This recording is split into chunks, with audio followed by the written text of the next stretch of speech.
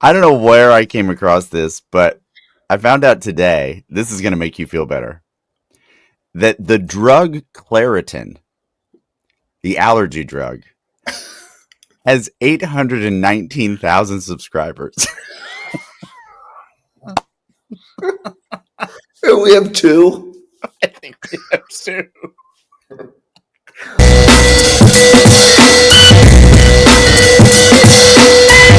My daughter's brush is laying on this table. We're This has professional. more interest to me right now than the Sooners offense. So maybe, sure. So my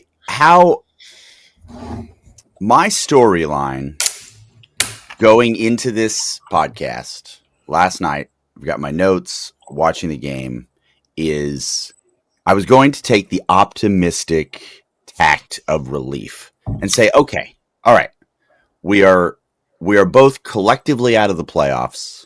There's no chance. So now we can view the remainder of the season as an opportunity for improvement. Let's see where things are going. Let's start building toward next year. Let's take a really, as much as we possibly can, positive approach to what's happening here. And then Texas decides to go to the one offensive system that has worked best for them, which is the spread people out and just distribute the ball. Why we don't do this on a normal basis blows my mind. But it seems to me that there's this switch that Sark has where he's like, okay, I think we might want to score some points here. And then he goes into a spread, and these kids are great. They're really good at it. So I just don't understand why he plays close bunches in 3/4 of the game. And then in the fourth quarter, he decides, all right, let's just spread them out and see what we can do. So needless to say, I am now still in that mental mindset of it's possible. I'm playing the game of it could happen. It really could happen. I was looking at the standings this morning. Still two undefeated teams in the SEC. That's going to be Alabama and Texas A&M. Ahead of Texas right now in the rankings, and when I say rankings, I mean SEC rankings, are Vanderbilt, Georgia, and I think Texas is sitting at 5th. Let me just look at that really quickly. No, it's Vanderbilt, Georgia, Ole Miss is 3rd. Ole Miss, yeah. Alabama is 2nd. A&M is 1st. So Texas, if Texas wins out, and that is a massive, massive if. I mean, massive. That means they will have beaten Vanderbilt and Georgia and could be sitting on the outside of the playoffs, certainly sitting on the outside of the SEC championship. Now let me reframe that. I'm wrong. Again, hashtag 46, just let us know where we mess up. If we win out, that means we will have also beaten A&M. Yeah. If you win out, you're in. If we win out, we're in. Yeah. My aunt and uncle, they are Mississippi State supporters. They worked for the university. Their kids went to the university. I enjoy texting college football with my aunt. She's great. I was very adamant at the beginning of this game. I was like, look, I'm pretty confident you guys are going to win this game. This was before kickoff. I did not feel good about our chances. I thought Levy's offense, which traditionally gives PK some fits, although PK has been very good against it, was improved from last year. Their whole team was improved from last year. And I just did not think we had this one in us, to be honest with you. I really, really didn't. My daughter and I are on our way to a Halloween party that she's been invited to. We're in the back of the Uber because we don't drink and drive, kids. And we're watching this thing on the back. We're watching this thing on our iPhone. And I mean, they score. Niblett gets the punt return as we're walking into the party. So then for the next 30 minutes, I'm an antisocial, just weirdo in the corner watching this thing. And this is my one conclusion. I'm just going to say this. I'm going to stand on business with this take. Matthew Caldwell is nails. I don't think I have seen a kid come off the bench like that, and he's done it 3 times this season, dead cold, and execute that offense with that level of efficiency. That pass he threw to win the game, and again, I will happily entertain debates over whether that kid's foot was in bounds or not. Because when I saw it, I was like, I don't think that kid's in. So I'm not going to argue with you too hard on that. But at the same time, like that just, first of all, that's a low percentage throw. You know that as a quarterback. I hate that fade play. It never works. It never works. And the thing is it's a hard ass throw. And this kid comes out as nails, absolute nails, and gets this thing in. Now, for my Texas fans that are watching this, I have a strong feeling you're going to see a lot more Caldwell. Arch Manning, it's not official, or maybe it is by the time this comes out. It looks like he is certainly in the concussion protocol and is going to be evaluated further. I don't know how many reps he's going to be getting this week. I do think that we are in a good position just in terms of schedule wise, because I want to confirm this because you and I have been absolutely horrible at the schedule this year. We are not good at schedule. Not good at schedules, but I am pretty confident that, yes, Saturday, November 1st, we have Vanderbilt, which is not great news. Okay, so that's this next week. Then, thankfully, we're on a bye. So here's my suspicion, and we can break this up a little bit later, and then we're going to talk about OU. But my suspicion going into this Vanderbilt game is you're going to see probably a lot more Caldwell in that game. If not a lot more Caldwell, certainly a lot less Arch running the ball. Mm-hmm. So we will see. We'll see how it goes. This was, like I said, on the way to that Halloween party last night, I was like, okay, we're going to try to make this optimistic. Talk about, hey, we're getting ready for next season. Try to make it as positive as possible for my boy, because I already saw how his team did. I watched that on the plane. So, just trying everything I can, not hoping that he spirals into a deep, dark depression. Uh-huh. But it's time. I think it's time. Nobody's watching this, so you can just vent and get your feelings out. This is the time. Do we have a button that gets rid of any foul language? Because I really want my mother to continue to be proud of me. So you know what? Dad will watch it first. My dad, he can say, watch. My dad does. Say, look, he doesn't care. Yeah, he doesn't care. So yeah. Dad can watch it first. Hi, Dad. Go Trojans. Then he can dictate to Mom whether this is an appropriate view or not. Can I just also say, dude, I was after the game. After my game, I went and played beach volleyball, and for 13 hours straight. For a long time. No, for a very long time. The whole time, my best friend, who I've told you, Chase, and his sons are huge Texas fans. Oh, really? Oh, yeah, they're huge. They're from and so they, for the past years, they've been able to give me a lot of shit for this game. But the whole time he's blowing up my phone while I'm playing, like, I hate this team. We're terrible, da-da-da-da. And I'm like, okay. I finally get in the car to head home, and he goes, I may have spoke too soon. Turn on the TV. And I'm like, so I'm driving down the road on my iPhone. I put the phone on. The one play I see is Caldwell walking in the game and making that throw. And I was like, this dude has got a set on him, man. Yeah. And I was like, after watching my, man crush Mateer not be able to literally throw the ball in the ocean, missing throw after throw after throw, this kid who hasn't played comes in and throws an impossible play. The fade in the corner is a wasted play. I see it all the time. They're like, oh, well, they didn't want that first down.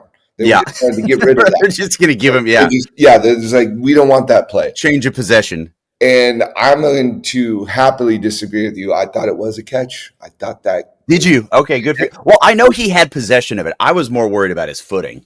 I hear you. To have gotten into this thing with football where we slow everything down and it's to the last, it's like sometimes I just want to reward great plays. I feel so bad for receivers. It is so hard to catch a ball. I mean, the level of scrutiny that a catch is Yeah. under is crazy to me.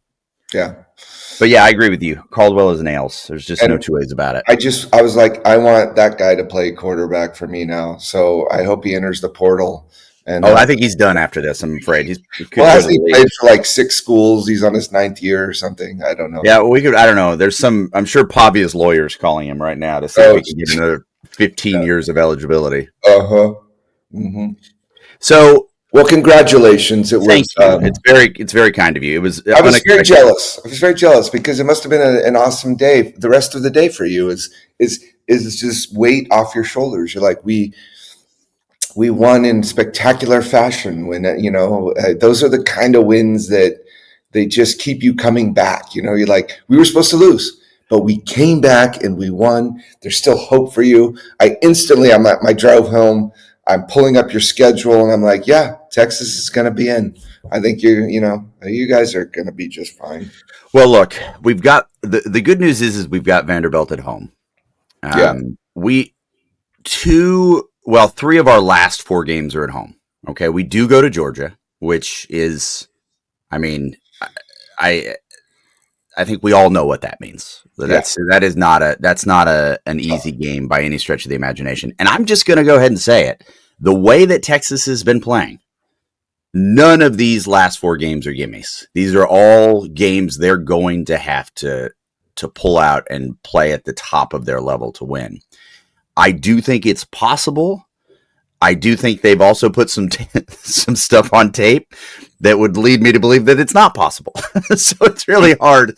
It's really hard to objectively look at this team because again, this was Arch's best game. I mean, I think I'm trying to remember his stats. I'm pretty sure he threw for three.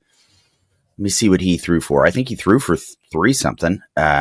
It was like 349-ish or something. Yeah, 340. So he was 29 of 46. Not great, but he was 346 passing yards, 3 touchdowns by the air, 1 on the ground. And look, I'm not saying a majority of those missed throws, those incompletions were the receivers, but he definitely hit some receivers in the hands. That interception went through the hands of Livingstone, which again, Livingstone made an athletic play to frankly put hands on it. So I'm not putting that all on him, but it was definitely it was definitely It was a awesome. really, it was a crazy game. I think his passing total in that one game is more than Mateer has in his last 3 games, and it's insane. So tell me what's going on. What's up? There's no way that kid's healthy. He's definitely not healthy. I'm going to put on my daughter's 13-year-old sunglasses. Sweet, that'll help. Yeah, just so our ones and ones of viewers can see that I'm being sincere. Well, it's good it's so Grandpa knows what his granddaughter's wearing. I think that's important. Yeah, I don't know, man. He's clearly not healthy, but we're so inept at on the offensive side of the ball that it's frightening. The first half against Ole Miss was the most frustrated I think I've ever been with this team. Ole Miss's defense is not great. They're not great. We made them look like the Chicago Bears Super Bowl team on that side of the ball. There was a sequence that really just sort of hammers home what is happening with the Sooner program right now. Our best player, our Mason Thomas, sacks their quarterback for like a 12-yard loss on third and long or something. Yeah. But he's lined up in the neutral zone. So instead of 4th and like 25 or something, it then goes to 4th and 5. So you instantly lose 20 yards of field position right in that moment. Now we do stop them, but then they punt the ball to us. And we have to be, and I'd love to see this stat, the most penalized team in the country on punt return. I don't know if we've ever just successfully fielded a punt and not blocked in the back ever. It's unbelievable. So instantly, The field position goes back even further because of that. Next play, then we get a false start. So now we are like deep in our own end zone. And then we try and run a play to the outside as opposed to just, and oh God, whatever. We get, a safety. Yeah. And the whole thing switches in that moment from this opportunity that we had to just showing again how completely horrible we are at the details of the football game and the discipline needed and just the brains to function. We're so bad at so many things that I now am firmly in the camp that Venables he cannot coach his team anymore. He's got to Okay. go. And I wanted to believe in him so bad. I think he was on the defensive side of the ball, which is the one thing we're pretty good at, although we didn't look very good at most stretches of that game. There's a massive disconnect from the message and the overall umbrella that he casts on this program. It's driving me Looney Tunes.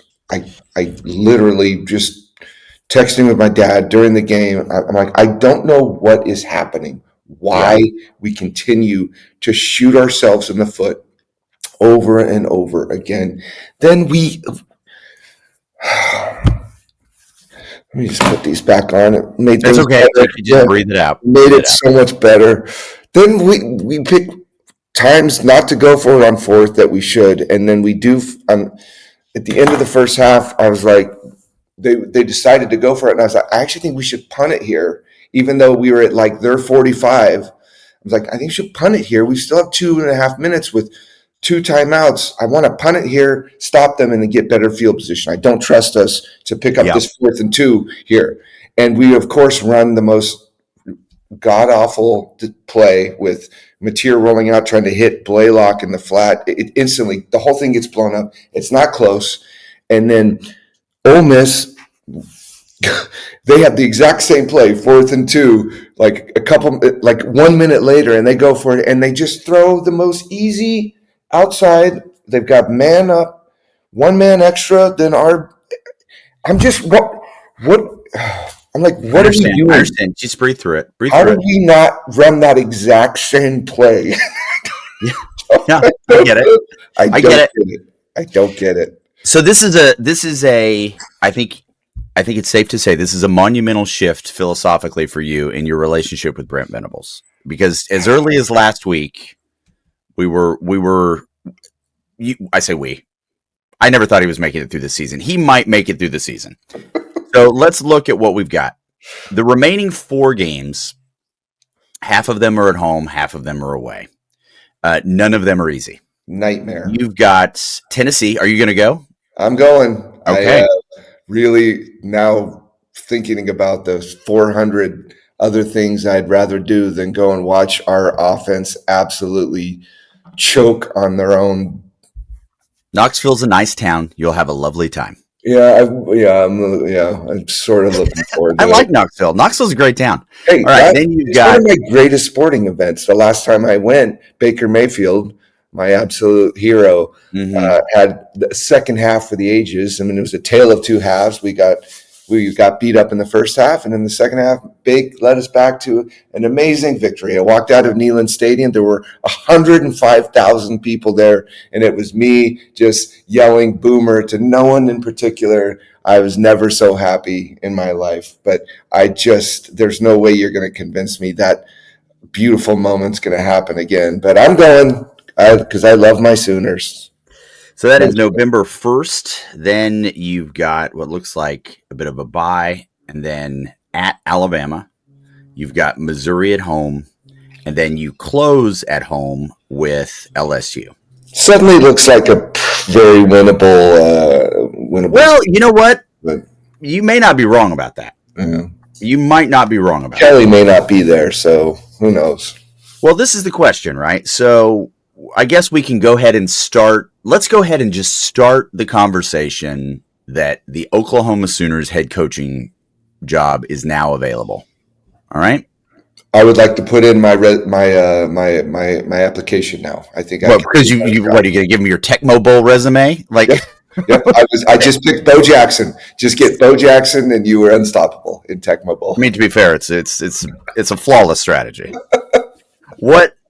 Who would you like to see? I'd love to just top 3 names that come to mind. Do you want Jeff back? No, Okay.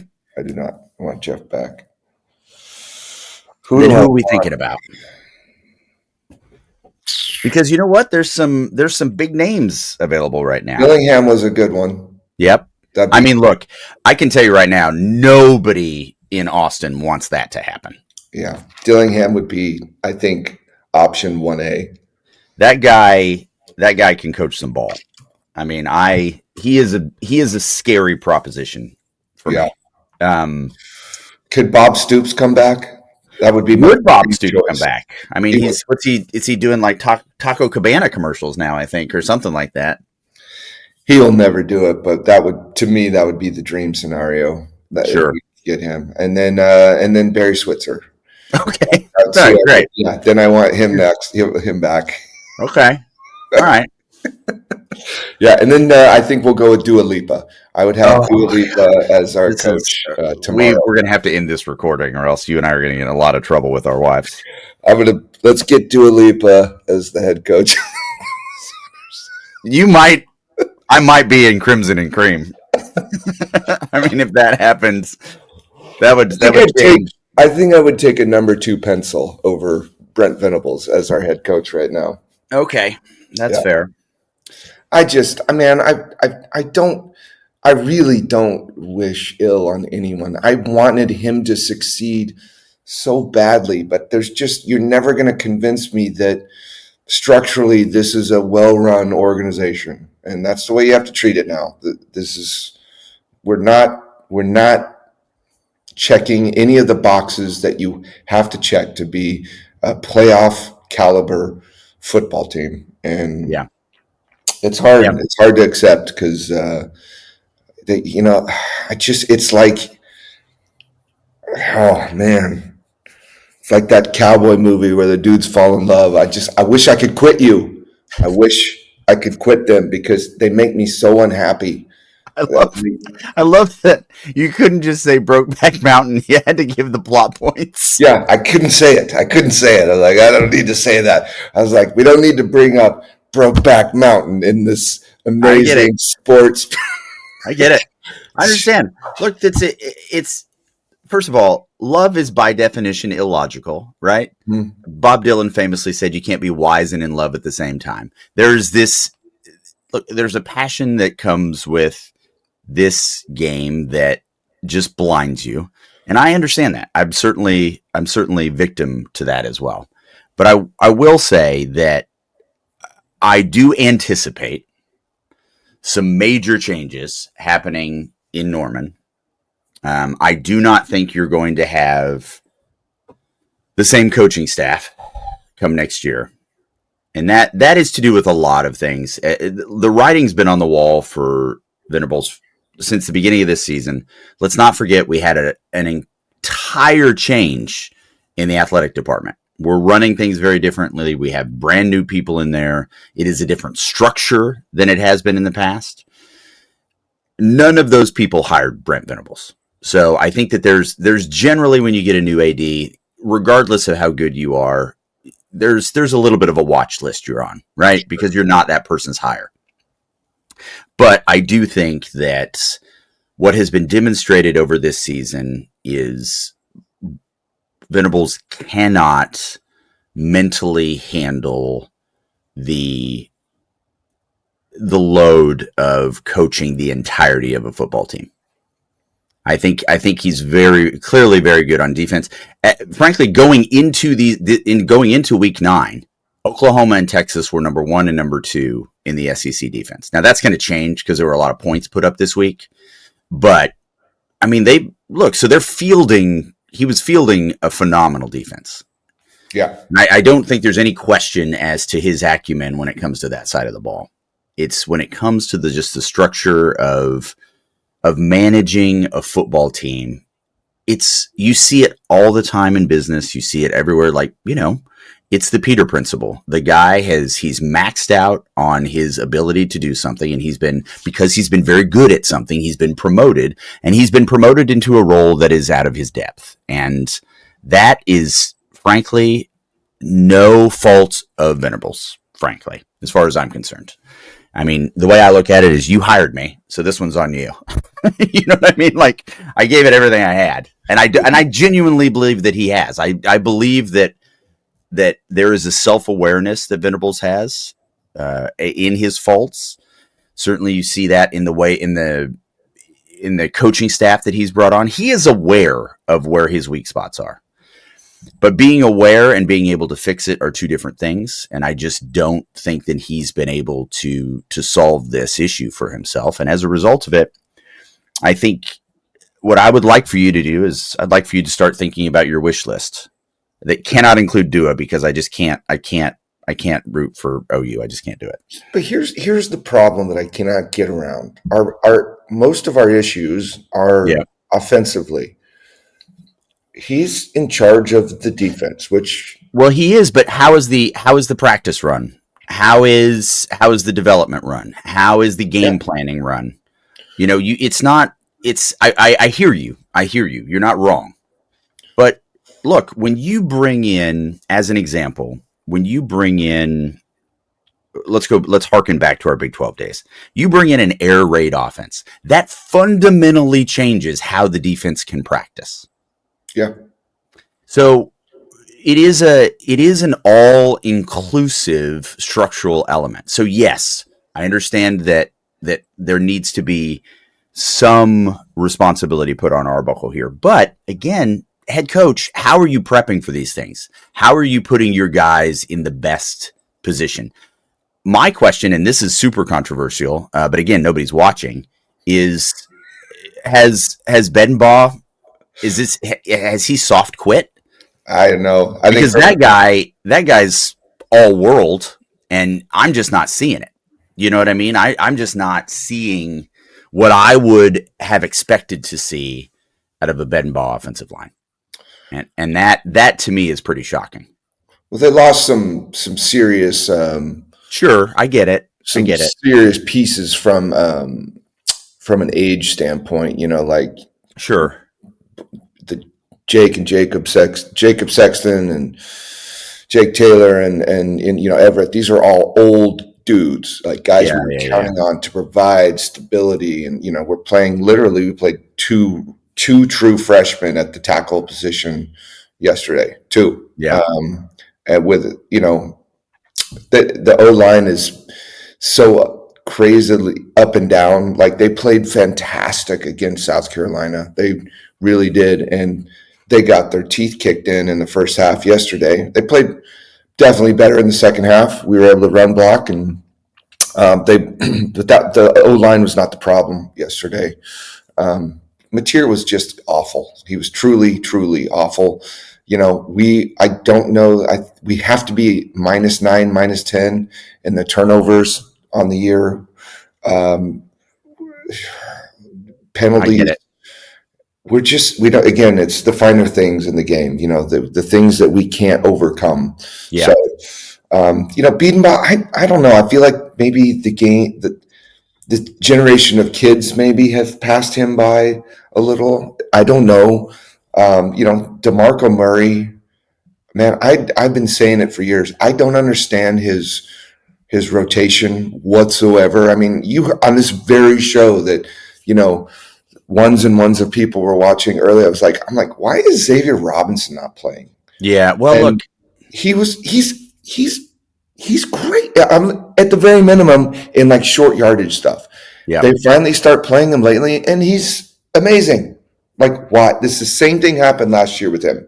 He never played, and they played him at the end of the year. He was our best player. Same thing's happening now. So, yeah, I hear I you. don't know, man. I mean, I actually think our D line. I love Chavis, and I like our coaching staff. I do, but I think of a full switch turnover offensively needs to maybe happen. I don't know, but I think the only person that can save us is Dua Lipa. So I'm really hanging on that. It can't happen. No. Can't What happen. if she saw me in these glasses and I made a serious proposal to her? Like, you can run the whole organization. That sounds appealing. I'm sure she'd really be into that. Yeah. I mean, she's probably short of money. I don't know. You're a grown ass man, so you probably don't follow her on social media. I certainly don't. The thing that you need to know, that person, my wife and I called it the Dua Lipa summer. I mean, because she was just living a great life. Mm-hmm. I have to imagine that the juxtaposition between her current existence and coaching in Norman is some form of purgatory. Norman is lovely this time of year, Dua. Sure it is. Sure it is. All right, guys. Hey, listen, it's another week. We're still at it. We're gonna lose Josh, so we may. I hope he comes back, but we're gonna chat with him probably a little bit later. I might be moving to Knoxville. When are you leaving for Knoxville? I'm leaving on Friday. It's the day. Friday morning. My beautiful daughter's turning 13 the night before Thursday, so we'll have. Oh, that's cool! Congratulations! Which we had a party for her yesterday too. It's like it's the month long party. Yeah, that's the way it works. So then I'll be out there. My good buddy Haynes is gonna show me around, and we're gonna, I might move to Knoxville. I might just honestly, it's not a bad town. Pick up and Tennessee's super weird. It's got 2 different time zones, that state. So you're going to drive. Yeah, you're going to drive from Knoxville. You're going to drive west over to Nashville, and you're in a different time zone. Yeah. It's a nutty place. Yeah, so pray for me and pray for my Crimson and Cream. I just don't want to go all the way out there and we get murdered or score no touchdowns, which certainly was in the range of outcomes, I think, based on yesterday. So if I wear these glasses the whole game, though, I think you're going to be fine. Yeah. I do have a technical question. Will sleeves be making the trip? Will you be wearing any sleeves on this journey? Bro, I don't wear sleeves. Okay. Yeah, we talked about that. Would you wear sleeves with these? Come on. And with that, we'll stop.